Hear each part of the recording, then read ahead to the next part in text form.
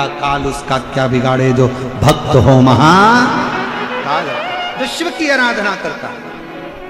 शिव की स्तुति। कथा सुनने के लिए 2 बजे से 5 बजे तक आप यहां आते हो, कथा चालू होने के पहले बैठ जाते हो, कथा होने के आरती के बाद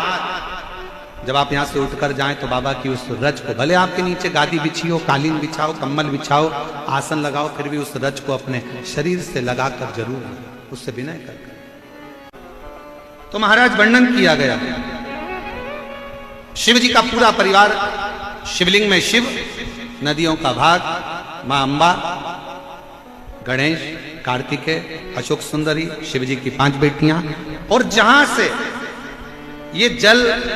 जमीन पर जहां से आता है, शिवलिंग में से थोड़ा सा भाग जो नीचे रहता है, उस स्थान पर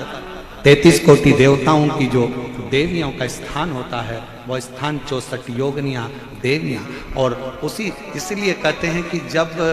बहुत कष्ट की घड़ी आ जाती है तो जल चढ़ाकर अपने हाथ की हथेली इस स्थान पर लगा दी जाती है और बाबा से दिल से प्रार्थना करी जाती है, स्थान हृदय से निवेदन करा जाता है, 64 योगिनियों से, देवियों से विनय करा जाता है, निवेदन करा जाता है, विनती करी जाती है। और यहां से जो जल बहकर जितनी दूर तक जाता है, वहां 33 कोटि देवी देवता उस जल के भाग में विराजमान रहते हैं। इसलिए शिव जी के जल को लांघा नहीं जाता, शंकर जी की परिक्रमा नहीं करी जाती, उसको लांघा नहीं जाता, वो जल को लांघते नहीं, क्योंकि उसमें 33 कोटि देवता विराजमान है। भगवान शिव का पूरा परिवार शिवलिंग के अंदर विराजमान है। एक लोटा जल जब हम भगवान शिव जी को चढ़ाते हैं, 33 कोटि देवताओं को अलग अलग जल चढ़ाने की जरूरत, यहां तक शास्त्र कहता है, कई माताओं की आदत है, शंकर जी के मंदिर में जाती है ना, जब शिवलिंग में, शिवालय में जब जाती है, शिवलिंग के पास में, तो कई माताएं लोटा भर के चले जाएगी, पहले गणेश जी को चढ़ाएगी, पार्वती जी को चढ़ाएगी, कार्तिकेय को चढ़ाएगी, नंदी को चढ़ाएगी, फिर शंकर को चढ़ाएगी। मेरा निवेदन है, तुझ में रब बसता है, यारा मैं क्या करूं, एक ही जगह सब बसता है, एक ही जगह लोटा भर के जल शंकर जी के ऊपर चढ़ा दो, 33 कोटि देवताओं को प्राप्त हो जाता है। मां जगत जननी को भी, गणेश जी को भी, कार्तिकेय को भी, अशोक सुंदरी को भी, नंदी को भी, सबको मिल जाए, आपको अलग से ढूंढने की जरूरत नहीं पड़ती।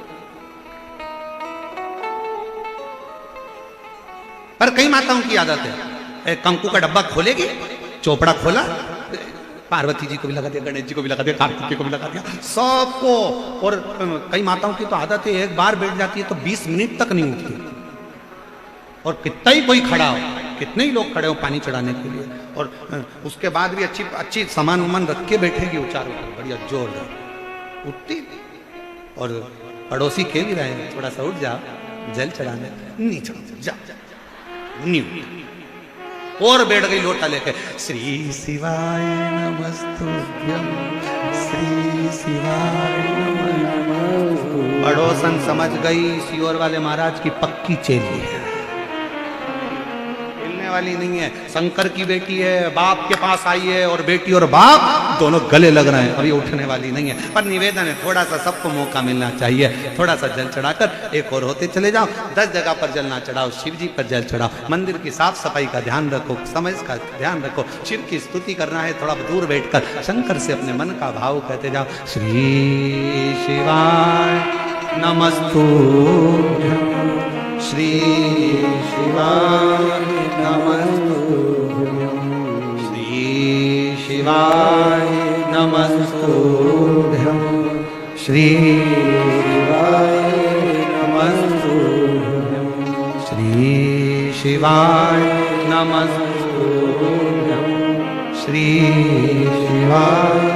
नमस्तुभ्यं। उसकी स्तुति करते जाओ, उससे आनंद के साथ मिलो। शंकर के मंदिर में जब भी जाना, शिव महापुराण की कथा में जब भी जाना, ये सोच कर जाना, मैं अपने पिता से बात करने के लिए जा रही हूँ, अपने पिता को अपने दिल का हाल बताने के लिए जा रही हूँ, शिव के पास में नहीं, अपने बाबूजी के पास जा रही हूँ, शिव को एक लोटा जल नहीं, अपने घर की दशा बताने के लिए। सुदामा जी से पत्नी रोज कहती, शंकर जाओ द्वारका जी, जाओ द्वारका जी, जाओ द्वारका जी, जाओ। सुदामा जी बस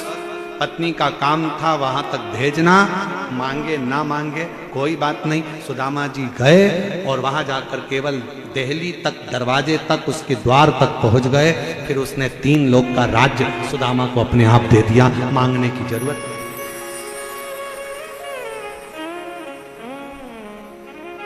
मांगने की जरूरत नहीं पड़ी। क्या मांग, बस जाकर विनय निवेदन। और तूने ऐसा डमरू बजाया, तूने ऐसा डमरू बजाया, मेरा मन हर लिया, ओ भोलेनाथ मेरा मन हर लिया।